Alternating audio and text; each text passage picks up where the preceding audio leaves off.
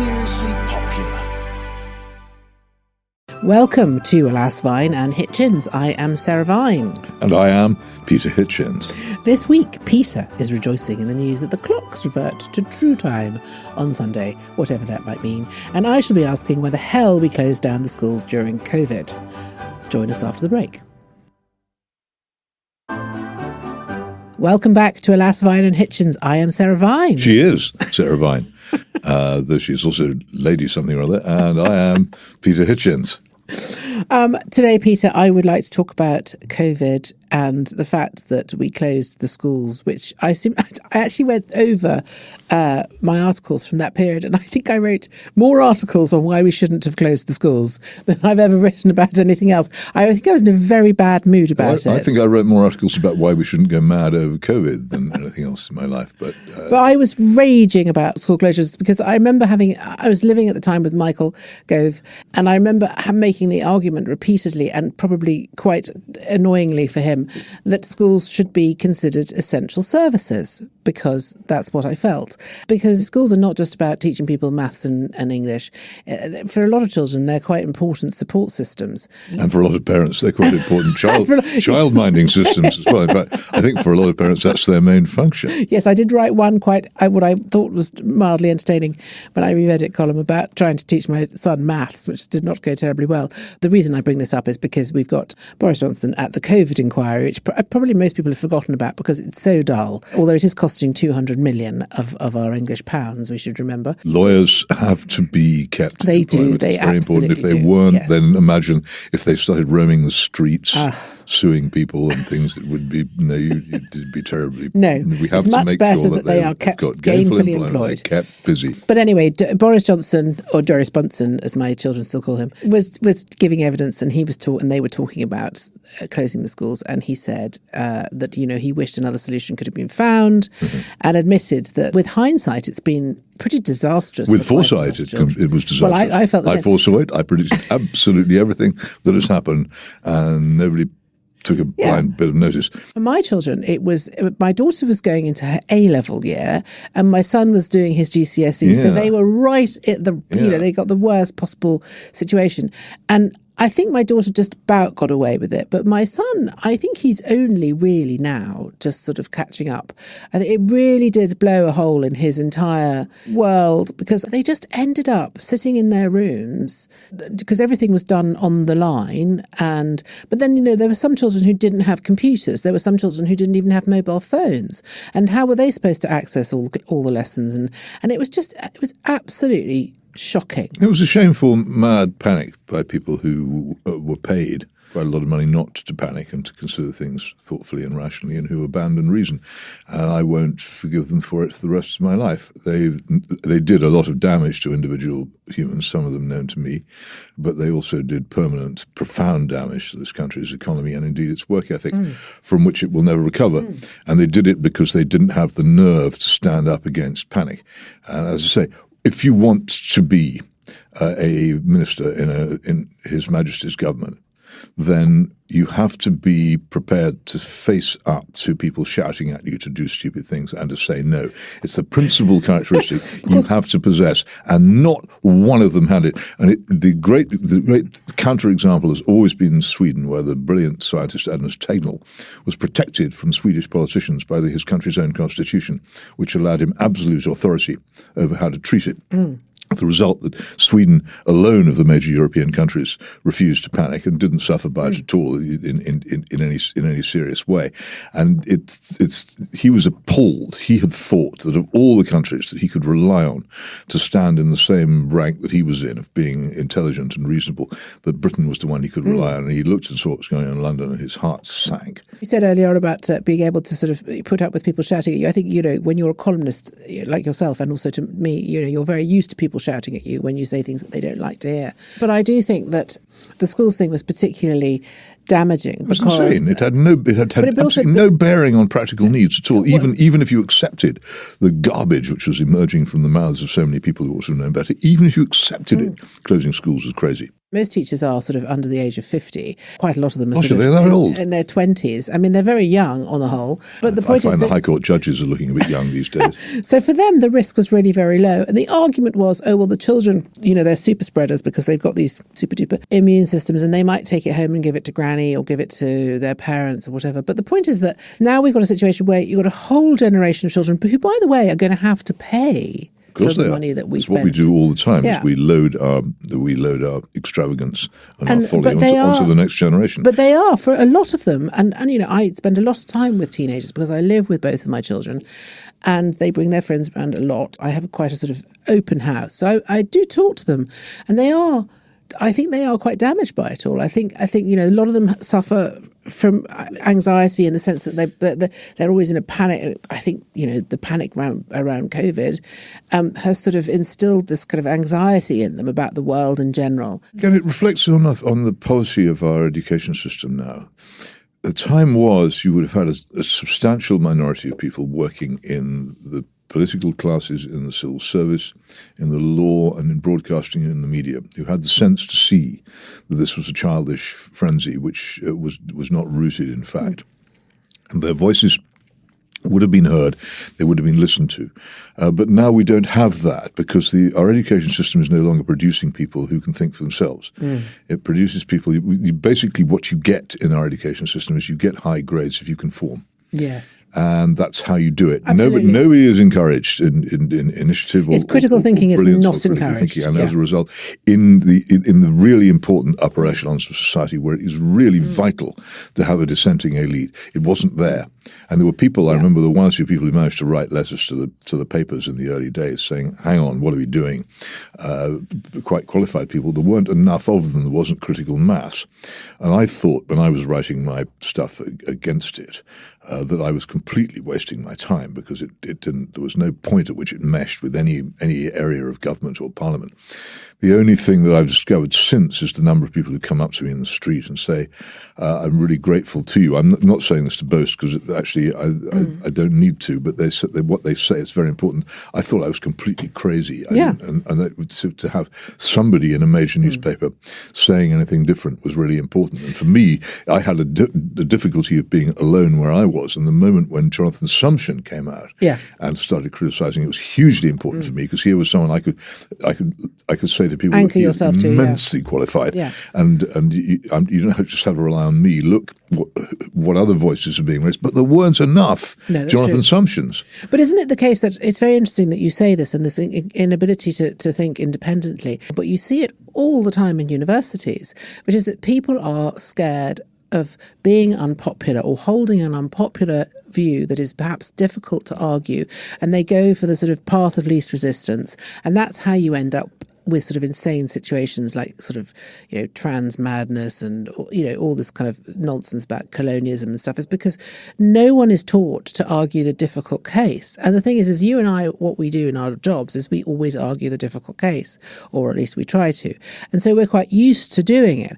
But I understand it is quite scary. But as you say, the job of politicians is to put that case, not just, that's your responsibility. But if you don't want that responsibility, you don't have to have it. Nobody makes these people go into Parliament. Though I sometimes wonder whether some of them go into Parliament because they can't do anything else. The old Kipling sneer, the statesman.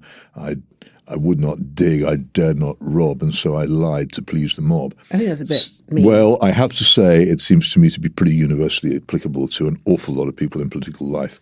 But it was they don't want to do proper hard work. They daren't actually take to crime, but they're quite prepared to lie to please the mob. But the thing is, as someone who was sort of behind the scenes a little bit of the government at the time, I could see how it went from, Boris Johnson's original plan or response was, we should shield the vulnerable. We put in place all the systems to make sure that people who are really vulnerable to this disease are kept out of the way, and we let everybody else get on with their lives.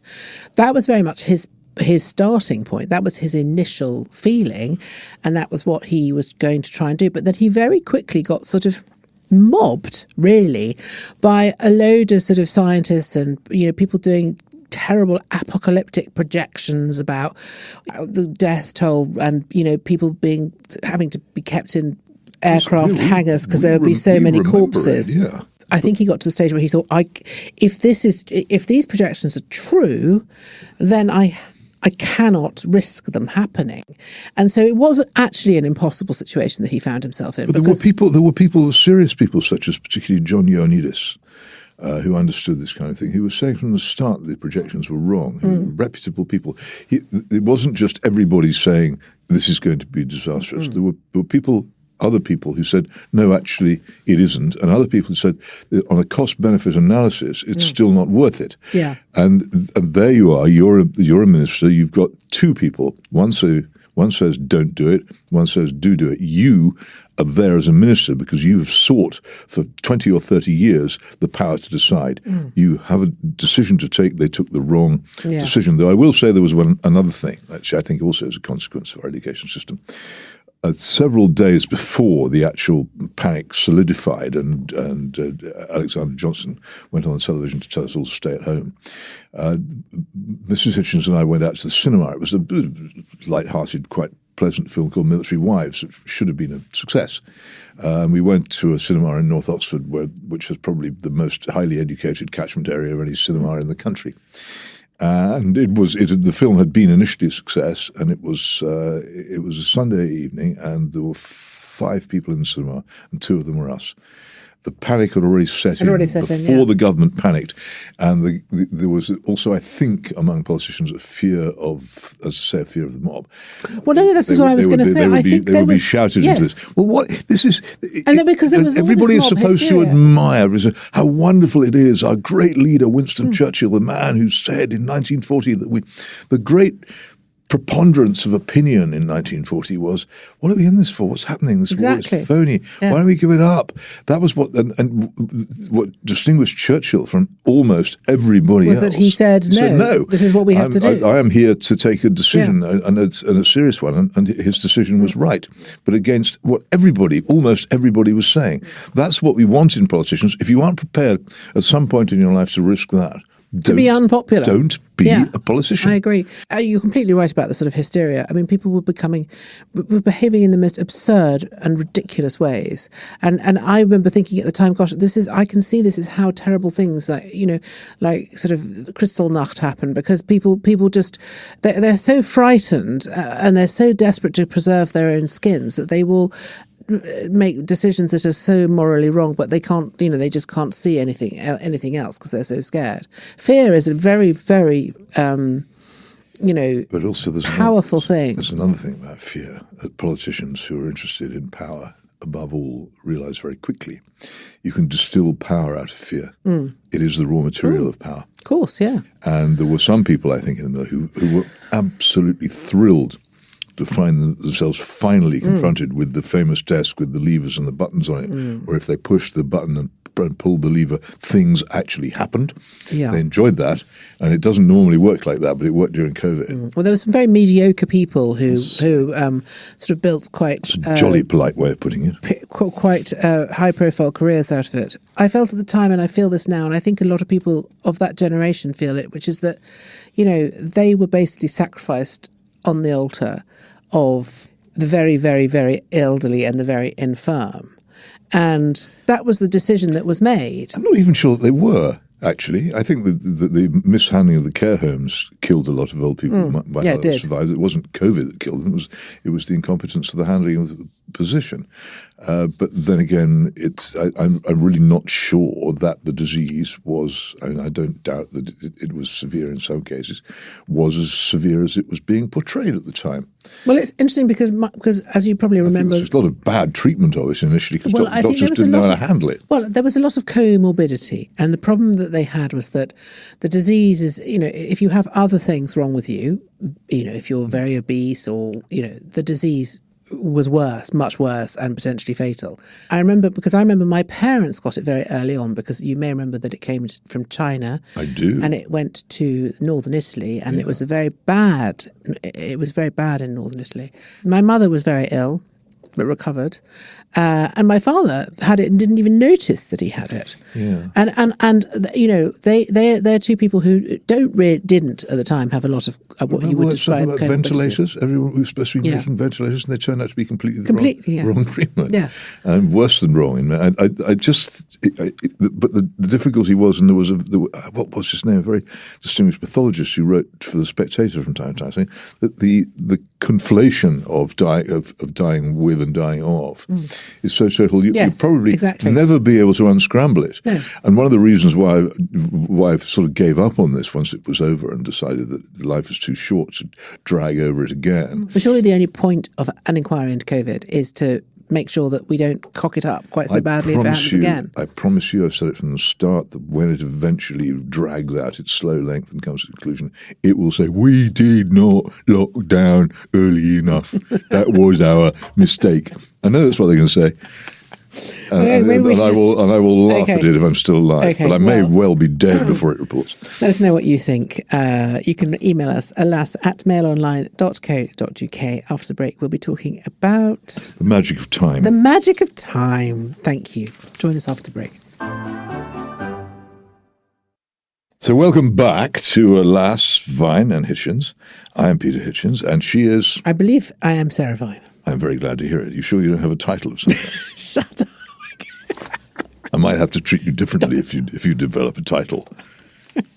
On the other hand, it would be nice to have some kind of noble sanction. Develop a title like one might develop a bad illness. To talk about is the mystery and magic of time as we approach, finally, the October night at which our clocks return to their proper place. But I will begin this with a story. When I left the Soviet Union after 2.5 years, I left it by the back door from Providenia, a small, rather grubby town in Siberia, across the Bering Strait into Alaska. And on that day, it was a fascinating day in many ways, which I won't trouble you with.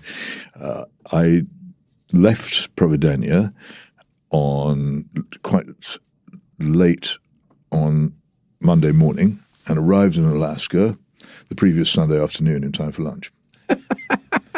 I got an entire day back, and it's an amazing journey anyway to leave the dying Soviet Union for the then rather enjoyable and prosperous United States and celebrate, in fact, Fred's Diner. But ever since then, this has caused me to think about the nature of time and what it actually is. And here, plainly, in the Bering Strait, there are two islands. One is called Tomorrow Island and one is called Yesterday Island, because from one you can look into tomorrow and the other you can look into yesterday, technically.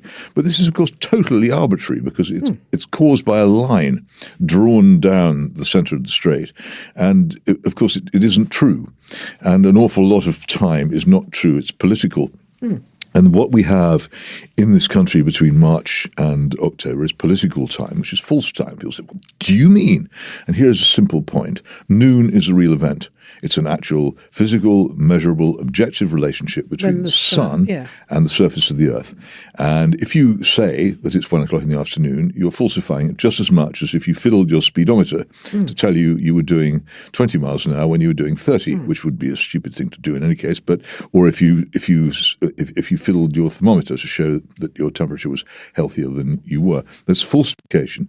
And it's fascinating to ask why on earth we, a society which supposedly reveres knowledge and science and reason, every year for 7 months deliberately falsify one of the most important objective measures in our lives. Isn't it so that people will spend more money in pubs?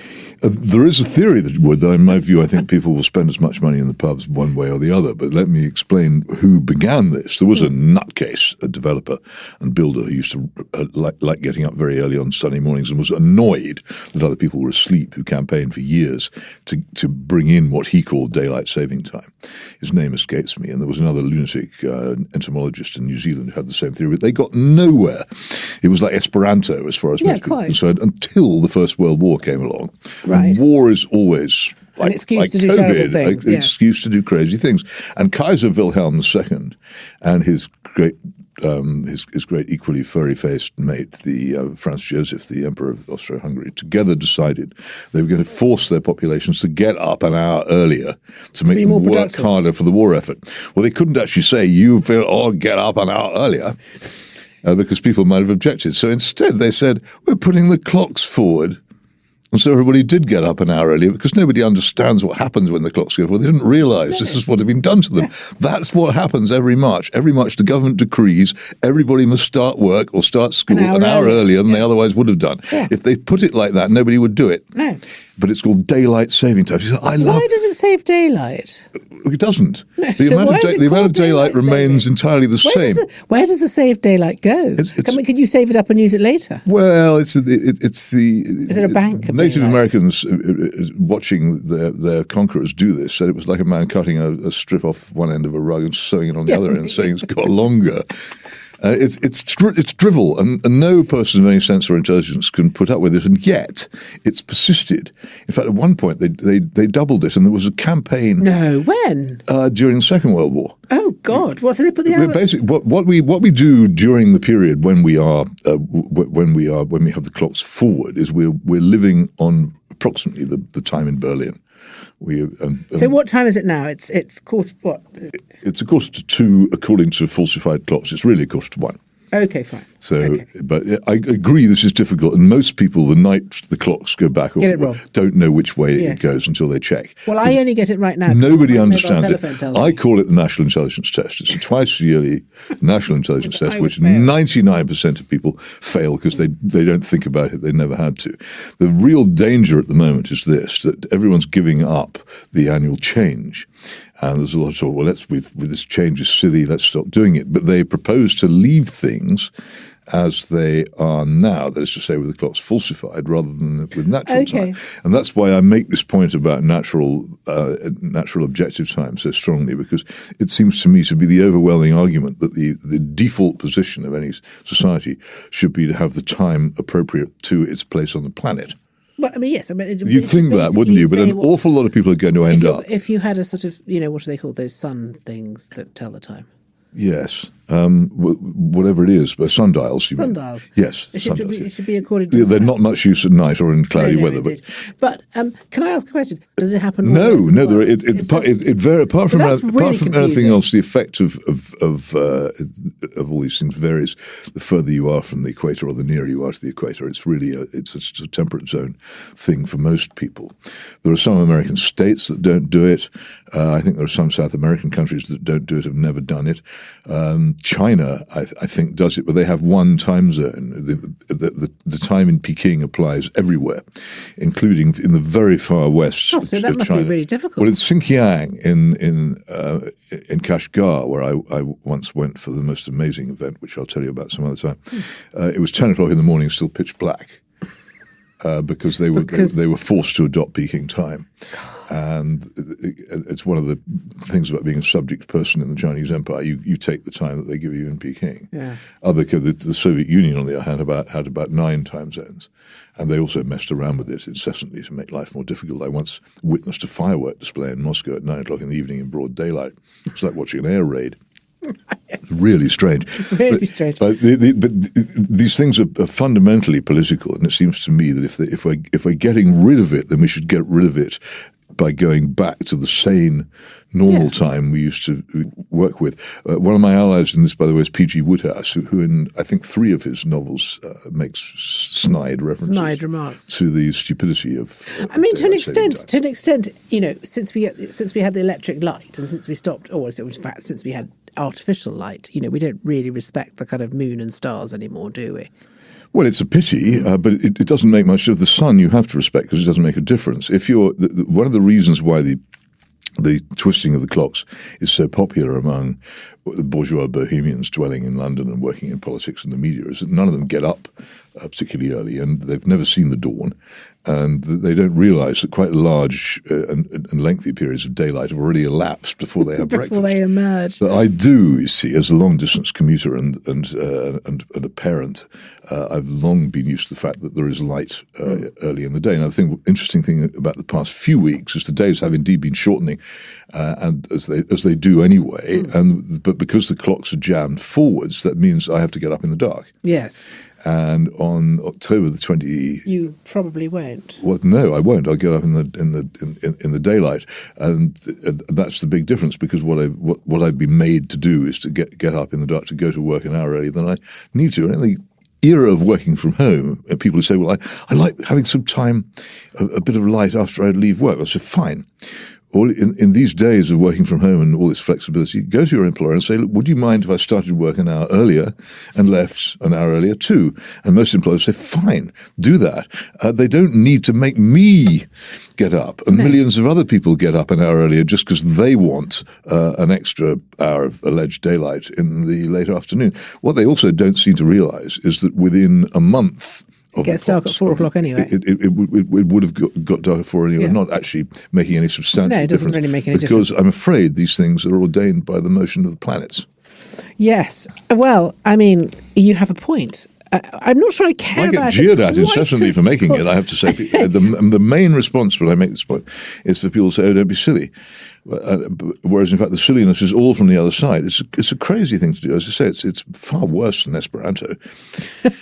It is far worse than Esperanto. All next to skin and all these other. But I don't think most. Edwardian The thing is, I don't fads. think most people care enough or care as much as. Well, they do care, but they don't realise what it is they're caring about. Yes, quite. I had some slight. I wouldn't call them illnesses, but I never felt entirely right. All the time I lived in the United States, I never quite settled to it because I was in the wrong time zone. And a lot of people get something very, very similar to jet lag in the 2 or 3 days immediately after the clock's jammed forward. It is actually self-imposed jet lag. And there are people who have heart attacks, which doesn't happen when the clocks go back. I always really like it when I go to the continent because then you're an hour ahead. And if you're working if you're working to an English time table, it's quite nice. Well, again, get up an hour earlier, you have exactly the same effect. Why the French do it, I don't know. The Spanish, who are actually well to the west of us, are on Berlin time. And do you know why?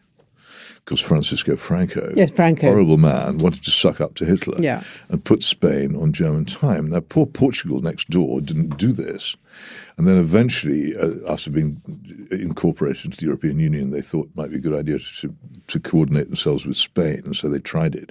And it was awful. And children couldn't remember anything at school. Everybody hated it. And after some years, they went back to being on British time. And about this time, there was a mad campaign to put us permanently 1 hour ahead of Greenwich Mean Time, so that in the winter and 2 hours ahead of it in summer, so we would actually be on Berlin time all the year round. Berlin is 2 hours. And they had the nerve to call it lighter later, and my then editor at the Mail on Sunday, Peter Wright, who actually understood this, gleefully joined in my campaign and adopted my term of Berlin time. And with the noble assistance of one Jacob Rees-Mogg, we managed to defeat it. Brilliant. But they called it lighter later, and I said, no, you might as well call it darker later. And they were furious about calling it Berlin. Why are you calling it Berlin time? I said, because it is Berlin time. Well, what do you think? Do you agree with Peter? Should we start a campaign? Should we start our own little campaign? We could have a podcast campaign. Email us if you would like to at alas@mailonline.co.uk. Or you can WhatsApp on 07796 657 512 and start your message with the word alas. Should we go to some letters? Hi, I actually agree with much of what you said about the monarchy, but I'd go further in one respect. To those who call for abolishing or altering it, I'd simply ask, what right do you have to suggest that Parliament or anyone should unilaterally remove the monarch who represents me as a subject? Whether you think they represent me well or not is beside the point. The fact is they do represent me. That's not the same as being of me or living as a normal subject. Representation doesn't require that. Yes, the monarchy's powers in the UK are limited, but that's exactly why it works. It's balanced, symbolic, and deeply rooted in a complex constitution that shouldn't be meddled with. My view, just leave it alone. Regards, Jonathan Dagg. Well, there's a lot in that, though I don't think the monarchy represents any person as such. I don't think that's its point. No. The monarchy to me is like the king on a chessboard. Can't do anything, but prevents others from doing things, prevents politicians from getting above themselves. That's the main reason for Yes, I think it's a sort of cushion. It's much more than that. It's margin. do you play chess? Yes, I used to. Because the extraordinary thing, the king simply by staying where he is, the other pieces just have to avoid him. And what would happen if there were no king is that politicians would start getting above themselves. Blair did it, of course, prancing around with trying to become king. The armed forces as if they were him, upstaging the Queen Mother and all the rest of it.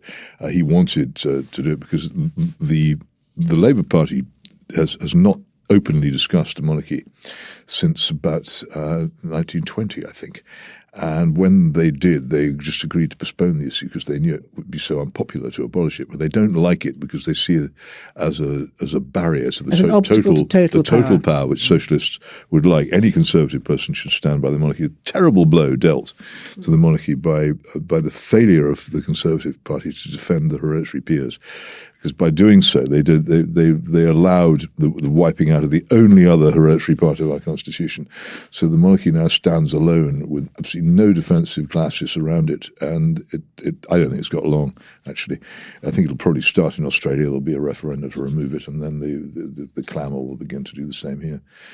Well, I don't think this Prince Andrew stuff helps. Well, of course it doesn't help, no. And you know, I think see the way the BBC are piling in. Yeah, on it and now, I think that's part of it. I think part of the Prince Andrew stuff, although not all of it, is definitely a campaign, you know, to destabilise the monarchy. Completely. But then if you look at the actual what happened during the French Revolution, but that's why an awful lot of it was about some obscure diamond necklace. It wasn't about the Constitution of France at all. It was personalised, and similarly, the attack on the Russian imperial family, it was an awful lot of scuttlebutt, scandal about how the empress was supposed to be having an affair with Rasputin and things. Everyone's forgotten that now, but going for the personal credit of individuals in the monarchy is usually the way in which monarchies are undermined. Yeah, absolutely. I think that's why Prince William is so determined to try and knock this one on the head. Whether he succeeds or not, we'll see. Dear Sarah and Peter, as Peter is a man of strong Christian faith, I am curious to know what he makes of the enthronement movement in Poland, championed by the Confederation of the Polish Crown Party, that seeks to amend the Polish constitution to include a clause that establishes Christ our Saviour as King of Poland, effectively turning Poland from a republic into a symbolic monarchy with a regent instead of a president. The Confederation seem of the belief that this will end corruption in Poland and prepare the country for the second coming. Does Peter agree, and would he support a similar movement in Britain? No, I'm a constitutional monarchist. I don't really believe in theocracies.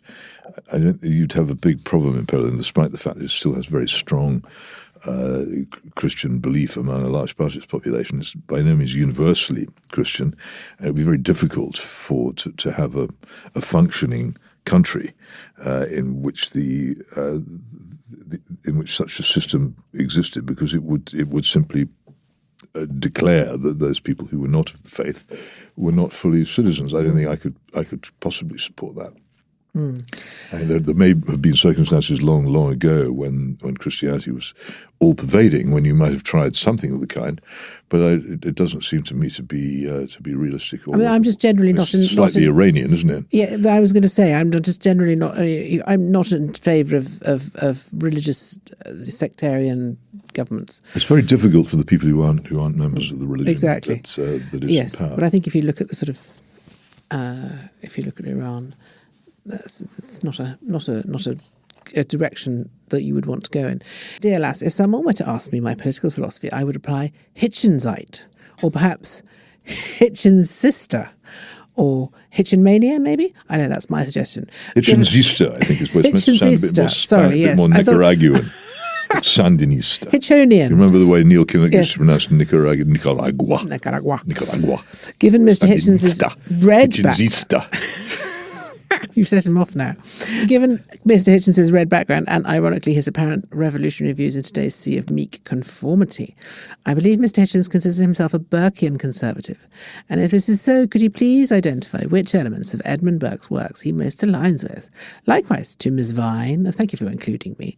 What leader or political movement does she most identify with? Keep up the great work. Reese from Swansea. Come on then. What do you most identify with, Sarah? I'm fascinated to know. I see you as a bit of a Gramscian myself. Yeah. Follower of good old Antonio Gramsci. Yes, Gramsci. Slow. Yes, I think... Wore a position to turn the world communist by stealth. Never letting on. That's what you really want to do. Isn't that you? No, it's interesting you said so. So when I have a very old friend called Lucy who I occasionally see and with whom I was at university, and she did say to me the other day when she was staying with me, she said, "You say it's very odd because when I met you at university, I would not have thought that you would end up being classified as a right-wing person." No, I don't think you're right. Because I'm not really right-wing.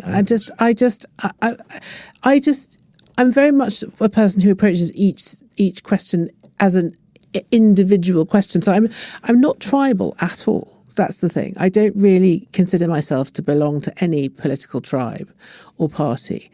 I'm fundamentally someone who, in fact, I would go so far as to say I really dislike tribalism, and I really. But you did this to me the other day, demanding that I told you who I admired or some such.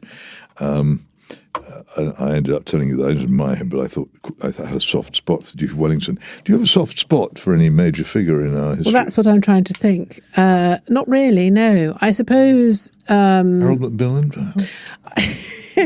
I mean... Alec Douglas Hume. I have a soft spot for him, sort of. I don't. There's just never really given a chance. Probably. No, there's no. I wouldn't say that there's been any particularly successful political kind of movement. It has to be successful. I mean, they just. Well, no, but I mean, heroic failure would be good enough for most of us. I don't know. It's just. I mean, I like politics to be invisible. I think the best kind of politics is the politics just gets on with the job. Well, I'm sure that the French internal intelligence service could get out of you what it is that you really think. I'm not going to try. But in answer to Rhys Clayton's questions, if I may, when I say Burkean, I don't think that Burke was a systematic philosopher or thinker. He wasn't even conservative, he was a Whig. I think the things which he hit upon in his reflections on the revolution in France were basically this, that Christianity was the most powerful driving force of moral good, that to destroy what was good was foolish, that it was the duty of the conservative to defend what was good, and this was a really clear need to get rid of it. That a willingness to change is not ruled out, but you have to be very careful what you change. You mustn't change for change's sake. And of course, his wonderful description of any society as being a compact between the dead, the living, and the unborn. We have responsibilities to those who brought us into the world, and we also have responsibilities to those to whom we shall hand it over to, which I think one should always bear in mind. Beyond and within that, I believe in all kinds of things which Tories don't believe in. I'm very much in favour of a strong welfare state. I would describe myself as a British Gaullist. You have a strong welfare state. You also have very strong national defences and a strongly patriotic government, which is pretty hard on malefactors. But that doesn't prevent you simultaneously from looking after the old and the sick and the weak, which oddly enough, the Conservative Party seems to think that by being tough on crime, it's excused from being from caring much for the old, the sick, and the weak, which is a mistake. And so that's one of the reasons why I disagree so profoundly with the Conservative Party.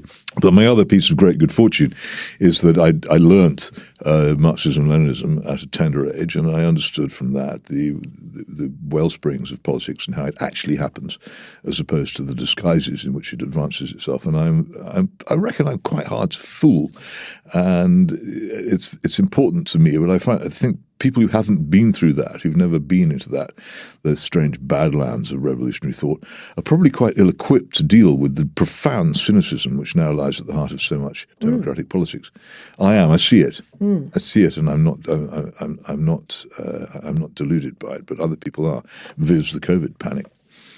I mean, I'm generally convinced that politics is impossible. It doesn't work.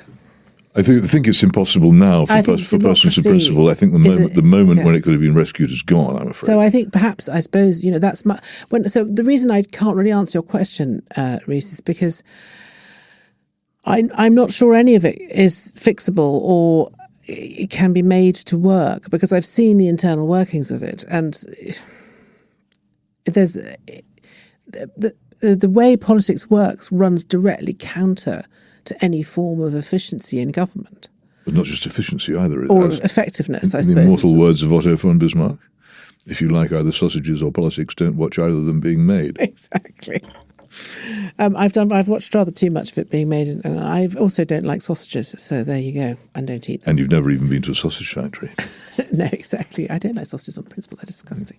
Dear Sarah and Peter, love the show. It's one of my favourites. My question is for Sarah. Gosh.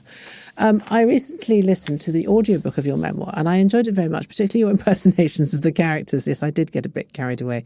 However, I was rather confused by your father's distinctive London accent when you clearly state in both the book and subsequent media appearances that he was a Welshman from Swansea, where I believe you were also born. Am I to take it that he spent some of his formative years in the London area before moving back to Wales?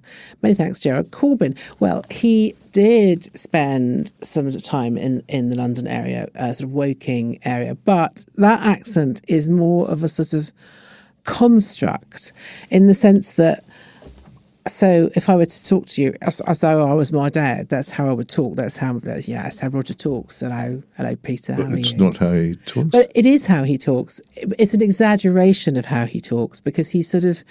That doesn't sound in the least bit Welsh. No, he doesn't sound at all Welsh. In the sense, I don't sound Welsh. I was born in Swansea. First 2 years of my life, I had a little bit of a lilt. Hint of Welsh when you get carried away.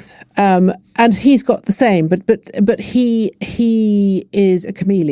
And I think he adopted this sort of London accent because that was what suited him, and so my interpretation of his London accent is a sort of exaggeration of that. But I'm going to have to to listen to this audiobook to hear these. It's also sort of Del Boy, I particularly want to hear your David Cameron. Oh, no, I don't think I did any of Don't that. you? No, I did try and do a Trump. I'm not sure how successful it was. Okay. But yes, in answer to your question, Gerard, he is, but also.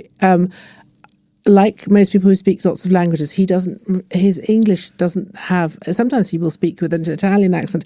He used to have this thing, which is that when we used to go to restaurants in France, he would order in English with a French accent. So he would say to the waiter, hello, I would like a bottle of wine, please. What happened? What did they bring? What did they bring? I mean, the waiters generally thought he was obviously completely insane, would just generally do his bidding. And then when he used to come to London, he would often talk with an Italian accent. He's a bit of a wheeler dealer. Yes, we've had that impression, amongst other things. Anyway, that's all we have time for, sadly. It's a shame. Please send us more emails because they're actually brilliant. Someone said to me the other day that they're the best part of the show, which I thought was rather rude. Well, actually. But thanks for listening to Alas, Fine and Hitchens. Very modest, as you know. But even, exactly. We must try harder. Thank you for listening to Alas, Fine and Hitchens. We will both be back next week. Don't forget to check out this week's reading watch list and share the books, TVs and films you think we might want to read or watch for that or anything else. Email at alas@mailonline.co.uk or leave a comment on Spotify or send us a voice note on WhatsApp 077 96 657 512. Start your message with the word alas. I've been Sarah Vine. And I have been, and continue to be, Peter Hitchens. Unennobled. See you next week.